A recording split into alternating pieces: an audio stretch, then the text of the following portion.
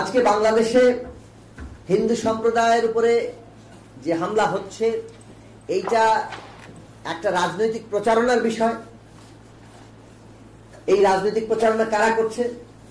আওয়ামী লীগের লোকেরা করছে, ভারতের পত্রপত্রিকা সংবাদ মাধ্যমে একটা অংশ করছে, যুক্তরাষ্ট্রের কাছে এটা বোঝানোর চেষ্টা করা হচ্ছে। তারপরে এটা একটা রাজনীতির জায়গা আছে। এই রাজনীতি যদি বাংলাদেশের অভ্যুত্থানের বিরুদ্ধে, নতুন সরকারের বিরুদ্ধে পরিচালনা করা যায় তাহলে এদেরকে দুর্বল করা যাবে। সেই কারণে আপনি আরো নাজুক হবেন, আপনার বাড়িতে আরেকটা হামলা হওয়ার সুযোগ হবে। দ্রুত কথা বলার চেষ্টা করি এবং যথাসম্ভব সংক্ষেপে। এই বিষয়টি আমাদের নেতৃবৃন্দ ইতিমধ্যে পরিষ্কার করেছেন। 1971 সালে যে রাষ্ট্র পত্তন হয়েছে লক্ষ মানুষের রক্তের উপর দাঁড়িয়ে, সেই রাষ্ট্রেরই ঘোষণা ছিল, যুদ্ধের মধ্যেই ঘোষণা ছিল যে এই রাষ্ট্র তার নাগরিকদের জন্য সাম্য, মানবিক মর্যাদার, সামাজিক ন্যায় বিচার প্রতিষ্ঠা করে। তার নাগরিকদের জন্য, কোন বিশেষ ধর্মীয় পরিচয়ের মানুষের জন্য না, কোন বিশেষ জাতির মানুষের জন্য না, কোন বিশেষ লিঙ্গের জন্য না, সকল পরিচয় অর্থাৎ ধর্ম, জাতি, লিঙ্গীয় পরিচয়, রাজনৈতিক বিশ্বাস, তার জীবন চর্চা যাই হোক না কেন, রাষ্ট্রের কাছে তিনি একজন নাগরিক এবং সেই নাগরিকের জন্য সাম্য, মানবিক মর্যাদা, সামাজিক ন্যায় বিচার প্রতিষ্ঠা। দুর্ভাগ্যের বিষয় 53 বছরে আমরা সেটা দেখতে পাই। তার ব্যত্যয় দেখেছি এবং 24-এ এসে আজকে যে গণ অভ্যুত্থান, এই যে 71 সালকে নাকচ করার তো প্রশ্নই আসে না, বরং 1971 সালের যে আকাঙ্ক্ষা সাম্য, মানবিক মর্যাদার, সামাজিক ন্যায় বিচার, তাকেই আরো গভীরভাবে এক শব্দের মধ্যে বৈষম্যহীন বাংলাদেশে তাকে ধারণ করেছে। আমাদের তরুণরা, তরুণ ছাত্র, শ্রমিক, আমাদের জনতা বুকের রক্ত দিয়ে যে অভ্যুত্থান করেছেন, সেই অভ্যুত্থানের লক্ষ্য হচ্ছে বৈষম্যহীন বাংলাদেশ করা, কারো প্রতি বৈষম্য না। এবং সে কারণে এটা 71 সালকে রিক্লেম করে, অর্থাৎ তাকে আবার নতুন করে দাবি করে, হাজির করে। এবং 24 সেই জায়গা নিয়ে এগোচ্ছে যে আমরা কেন পারিনি। তো এখন আমরা পরিষ্কারভাবে দুটো কথা বলতে চাই। একটা হচ্ছে যে বাংলাদেশে আমরা 53 বছরে দেখেছি একটা লুটপাট তন্ত্র কাজ করেছে। যে ধরনের শাসনই থাকবে না কেন, লুটপাট তন্ত্রটা খুবই কমন। লুট করো, দখল করো। এই লুট এবং দখলের একটা তৎপরতা ছিল এবং ক্ষমতা এই লুট আর দখলকে সাহায্য করেছে। লুট আর দখলকে যখন ক্ষমতা সাহায্য করে, সেটা তো মোটামুটি ভাবে সর্বত্র বিরাজ করে। আপনি চিন্তা করে দেখুন না, হিন্দু সম্প্রদায় কিংবা বৌদ্ধ সম্প্রদায় তারা তো আক্রান্ত হয়েছে। আপনি দেখুন যারা বিরোধী রাজনৈতিক দল করত, কারণ বিএনপি এবং অন্যান্য রাজনৈতিক দল, তাদের কত লোকের বাড়ি ঘর লুটপাট হয়েছে, যারা মুসলমান সম্প্রদায় ভুক্ত। কাজেই লুট এবং দখলের যখন তৎপরতা চলে তখন সাধারণভাবে সেটা দখল চলতে থাকে। তার মধ্যে যে বেশি দুর্বল, যাকে নানাভাবে মোচড়ানো যাবে বলে মনে করে, সেইখানে আক্রমণটা বেশি হয়। সেখানে যখন মনে করে হিন্দু সম্প্রদায় একে তো একটু বলে দখলটা করে ফেললে সুবিধা আছে, এই একটা কাজ চলছে। এবং এই ক্ষেত্রে আমরা দেখেছি যে শাসকরা যদি কোনো এইরকম চরিত্রে লুটেরাদেরই সহায়ক হয়, তাহলে এটা খুব বেশি বন্ধ করা সহজ হবে না। কাজেই আমাদেরকে লুটপাট তন্ত্র বন্ধ করার রাজনীতি তৈরি করতে হবে। এবং সেই ক্ষেত্রে আমরা যে রাষ্ট্র ব্যবস্থার বদলের কথা বলেছি, সেটা গুরুত্বপূর্ণ। কিন্তু রাষ্ট্র ব্যবস্থার ক্ষেত্রে আমরা দেখেছি যখন রাজনৈতিক উদ্দেশ্যে এই সম্প্রদায়ের উপরে হামলাগুলো হয়, তখনও তারা আসলে নানাভাবে তাদের যে ভূমিকা, সেটা সহায়কের জায়গায়। এমন না যে কতিপয় সাম্প্রদায়িক হামলা করছে আর রাষ্ট্র চুপ, মানে বেশ নিরপেক্ষ অথবা সেটা রক্ষা করতে গেছে। অন্তত আমি এটা বলতে পারবো যে বাংলাদেশে যতগুলো সাম্প্রদায়িক হামলার ঘটনা ঘটেছে বিগত দিন, গত 20 বছর, 24 বছরে, 2001 সাল থেকে আমরা রাজনৈতিক দল গঠন করার, এর আগেও গিয়েছি, প্রতিটি এলাকায় আমরা যাওয়ার চেষ্টা করেছি। 2-1টা হয়তো জায়গা বলতে পারি। বিগত এই 10 বছরে আমি ডক্টর জাফরুল্লাহ চৌধুরী, তাকে স্মরণ করি, বহু জায়গায় তার সাথে গিয়েছি, আমরা ঘটনা তদন্ত করেছি এবং আমরা দেখেছি যে হামলার ঘটনার পরে পুলিশ এসে উপস্থিত হয়, তখন প্রশাসনকে দেখা যায়, হামলার আগে আর প্রশাসনকে দেখা যায় না। ঘটনাটা ঘটানো হচ্ছে, উত্তেজনা তৈরি হচ্ছে, হামলা হচ্ছে, তারপরে এসে তারা হাজির হচ্ছে। তার মানে এর মধ্যে একটা পরিকল্পনা আছে। আমরা এইবারে দুর্গাপূজার আগে যখন প্রধান উপদেষ্টার সাথে দেখা করলাম, আমরা এই পয়েন্টটি পরিষ্কার করে তুলেছি যে প্রশাসনকে জবাব দিতে হবে। ওই ডিসি, এসপি, ইউএনও, ওসি প্রত্যেককে জবাব দিতে হবে যদি তার এলাকায় এই ধরনের ঘটনা ঘটে। কেন তিনি সেটা প্রতিরোধ করতে পারলেন না? আজকে পর্যন্ত বাংলাদেশের কোন প্রশাসনকে জবাবদিহিতার আওতায় আনা হয়নি যে আপনার এলাকায় ঘটনা ঘটলো কেন।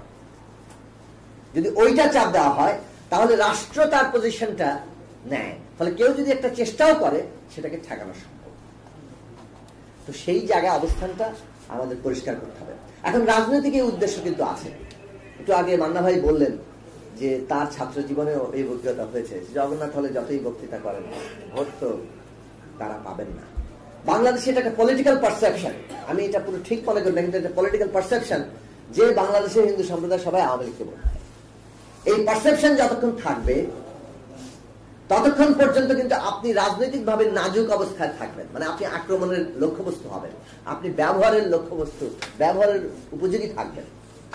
কারণ আপনি তো একটা গোষ্ঠীকে ভোট দেওয়ার জন্য আপনার ধারণা, কাজে এটাকে পক্ষে বিপক্ষে ব্যবহার করা যায়।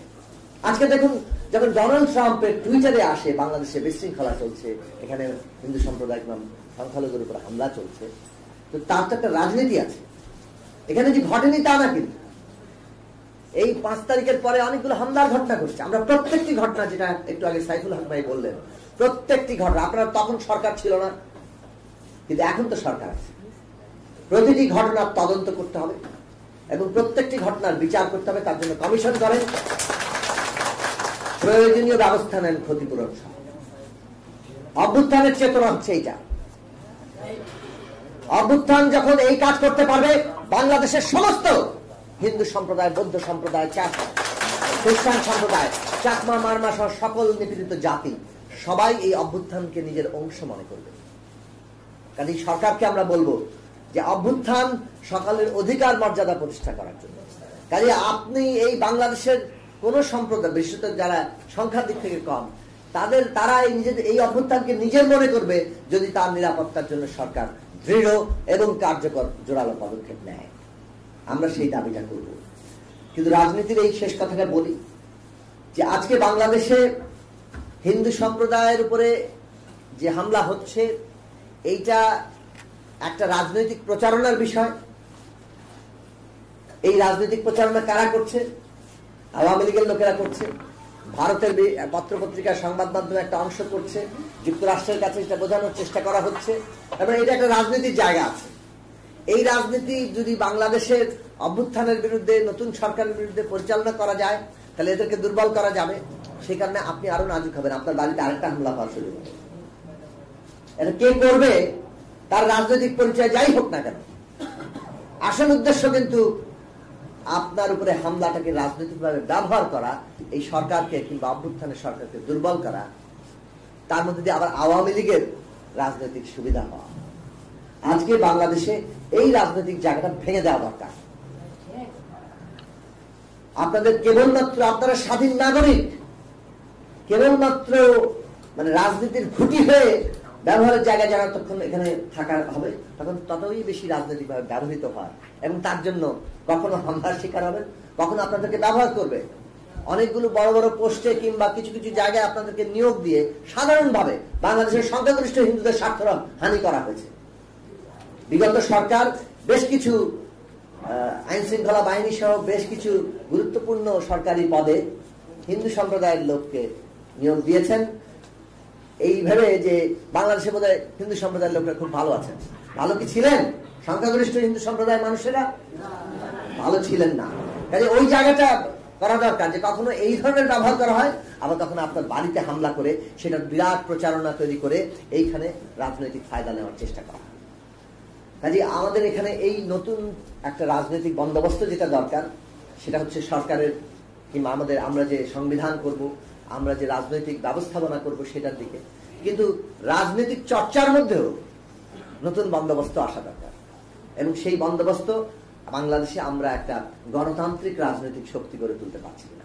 গণতন্ত্র, মানবাধিকার, ওই যে সাম্য, মানবিক মর্যাদা, সামাজিক ন্যায় বিচার, বৈষম্যের বিরুদ্ধে লড়াই, এই সবকিছু তখনই সম্ভব যখন সত্যিকার অর্থে এটাকে ধারণ করার একটা গণতান্ত্রিক রাজনৈতিক শক্তি থাকবে।